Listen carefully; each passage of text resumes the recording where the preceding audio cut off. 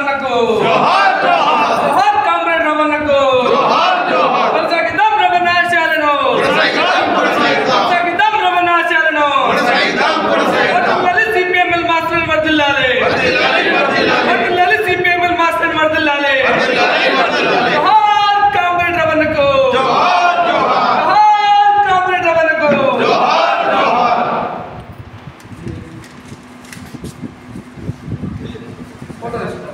ఇది అర్థం పోతే ఇట్లా ఫోటోలు తీసుకుంటే గ్రూప్ ఫోటో ఉంటాయి అన్న చూడండి ఒక్క నిమిషం అమర వీరులకు జోహార్ జోహార్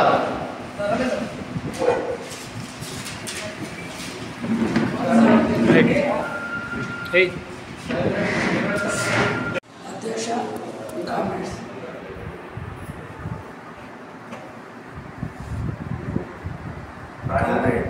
రాయల సుభాష్ చంద్రబోస్ అలియాస్ రవీంద్ర తను ఒక కుటుంబంలో పుట్టినటువంటి బిడ్డ.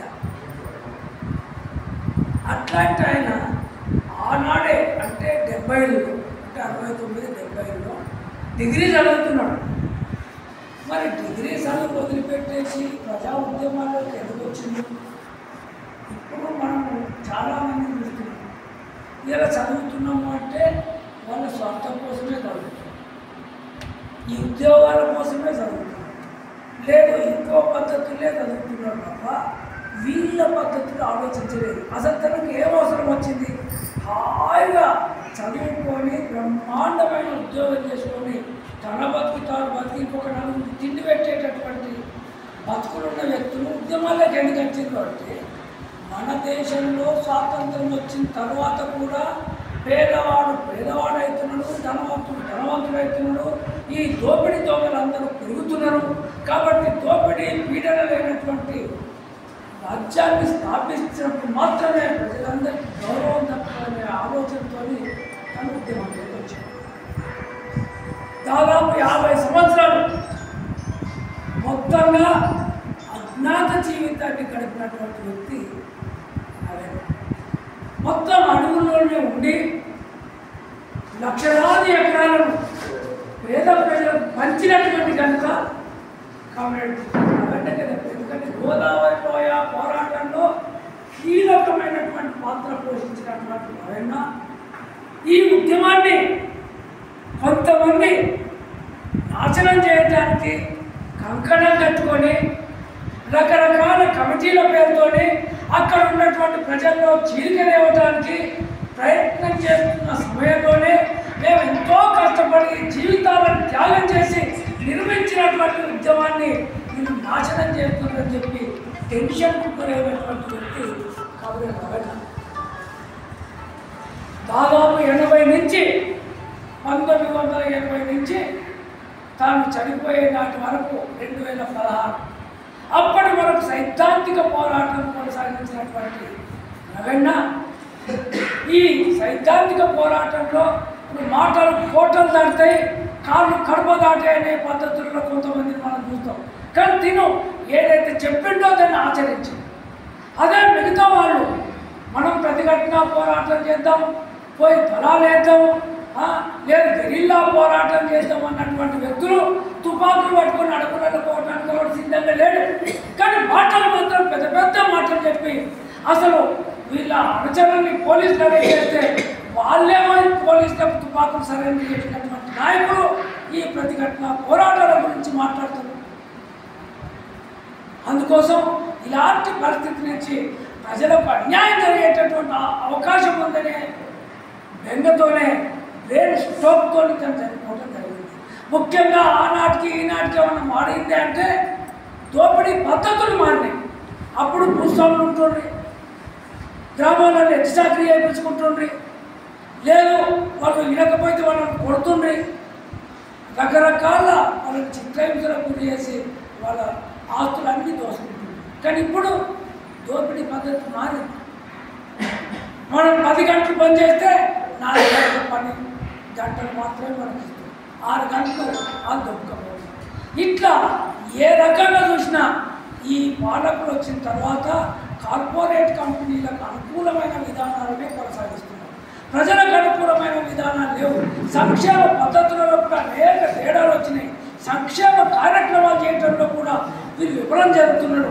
ఒక్క అదాని ఆస్తులు మేము చిన్నగా ఉన్నప్పుడు, మేము ఉద్యమంలోకి వచ్చినప్పుడు టాటా, బిర్లా, గోయంకా, కిర్లోస్కర్ అని చెప్పి చెప్తుంటారు.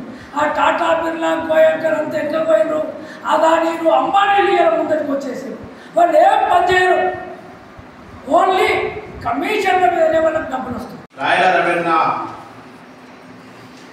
తను పీడిఎస్ ఉద్యమంలోనే ఖమ్మంలో చదువుతూ పీడిఎస్ ఉద్యమంలో చురుకైనటువంటి పాత్రను పోషిస్తున్నటువంటి క్రమంలోనే తను అత్యవసరాల రీత్యా పార్టీ క్యాడర్ను కావచ్చు, అట్లాగే అక్కడ ఉన్నటువంటి వాస్తు భూములను కాపాడుకోవడానికి, అక్కడ ఆదివాసులకు అండగా ఉండడానికి ప్రత్యామ్నాయం తన అవసరం అని చెప్పి ఏర్పడ్డప్పుడు తనను రాష్ట్ర జీతానికి వెళ్ళిపోమన్నప్పుడు కామ్రేడ్ రవీణ ఆ రోజులలో తన డిగ్రీ పూర్తి చేసుకొని అజ్ఞాతంలోకి వెళ్ళడం జరిగింది. తన అజ్ఞాత జీవితం దాదాపుగా 50 సంవత్సరాలు తన జీవితాంతం మొత్తం అక్కడ ఆదివాసుల గిరిజనులకు కాకుండానే మైదాన ప్రాంతాలను కూడా అనేక ఉద్యమాలను, అనేకమైనటువంటి పోరాటాలను నిర్వహించినటువంటి చరిత్ర ఉంది. శత్రువులను ఎట్లా ఎలాంటాలి, శత్రువు నుంచి ఎట్లా మనం రక్షించుకోవాలి, శత్రువుని ఏ రకంగా దెబ్బ కొట్టాలనేటువంటి దాంట్లో ప్రధాన పాత్ర పోషించినటువంటి రవీణ అట్లా ఉమ్మడి రాష్ట్రానికి ఆంధ్రప్రదేశ్గా మనకు ఉన్నప్పుడు ఉమ్మడి రాష్ట్రం కార్యదర్శిగా తను పనిచేసిండు. ఆ తర్వాత తను బ్రెయిన్ స్ట్రోక్ వల్ల చనిపోవడం అనేది జరిగింది. కామ్రేడ్ రవీణ తనని మేము రీసెంట్లీగా కన్నాయిగుట్ట పోయినప్పుడు అక్కడ చూస్తే పరిస్థితి తను అక్కడ ఆ ప్రాంతాన్ని మొత్తం జల్లెడ పట్టిండు. మనకు కూడా చూసినాం వాళ్ళ సిస్టమ్ అంతా ఎట్లా ఉందంటే మనక్కడ చాలా తేడా ఉంది, వాళ్ళక్కడ అనేకమైనటువంటి తేడా ఉంది. ఆ కుటుంబాలే మన పార్టీకి డైలీ సహాయ సహకారం చేస్తాం. తిండి పెట్టడం కావచ్చు, తెల్లారి కోళ్ళు ఇవ్వాలన్నా, లేకపోతే మాంసం ఇవ్వాలన్నా, అక్కడ అరేంజ్మెంట్ ఏం చేయాలన్నా ఆ ఊరిలో ఉన్నటువంటి ప్రొద్దున ఒక గ్రూపు, రాత్రికి ఒక గ్రూపు, అట్లాంటి టీంలను తయారు చేసినటువంటి ఒక్కొక్క ఊరిని తను ఆ రకంగా చేసింది. చదువు వస్తుందా, చదువు రాదా, అట్లా పార్టీ వాళ్ళని అక్కడ సర్పంచ్లుగా కానీ, ఎంపీటీసీలుగా కానీ, జెడ్పీటీసీలుగా కానీ గెలుచుకున్న తర్వాత కూడా వాళ్ళకు చదువు నేర్పి అనేకమైనటువంటి వాళ్ళకు పోరాటాలను కూడా చెవి చూపించినటువంటి వ్యక్తి. అట్లాంటి వ్యక్తి ఇవాళ రవీణ లేకపోవడం ఒక చాలా విప్లవోద్యమానికి తీరని లోటే. అయినప్పటికీ కూడా ఇవాళ మేమే అసలే వారసులము అని చెప్పి ఇవాళ కొంతమంది విర్రవీగుతున్నటువంటి మన నిజామాబాద్ జిల్లాలో కూడా ఇవాళ ఉన్నారు. వాళ్ళకు కూడా ఇవాళ సిపిఎంఎల్ మాస్టర్ ప్రజాపంతంగా మేము సవాల్ కూడా చేస్తూ ఉన్నాం.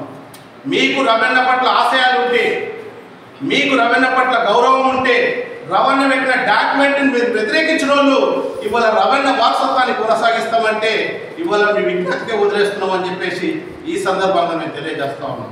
కాబట్టి రవీణ ఒడిదొడుకులు అన్ని కష్ట నష్టాలను ఎదుర్కొని ఈ పార్టీ కోసం చివరిదాకా నిలబడ్డాడు. కాబట్టి తన యొక్క ఆశయాలను కొనసాగించడం కోసం మనం అందరం కూడా మన వ్యక్తిత్వాలను కొన్ని మార్చుకొని మనం టైంని పాటించి తన లెక్క ఆదర్శవంతంగా నిలబడతారని చెప్పి అందరినీ గుర్తి అవకాశం ఇచ్చిన మీ అందరికీ విజ్ఞాపనలు తెలియజేస్తూ ఇప్పుడు మన సిపిఎంఎల్ మాస్లైన్ ప్రజాపంత నిధుల కార్యదర్శి కామ్రేడ్ దేవరమణ మాట్లాడుతుందిగా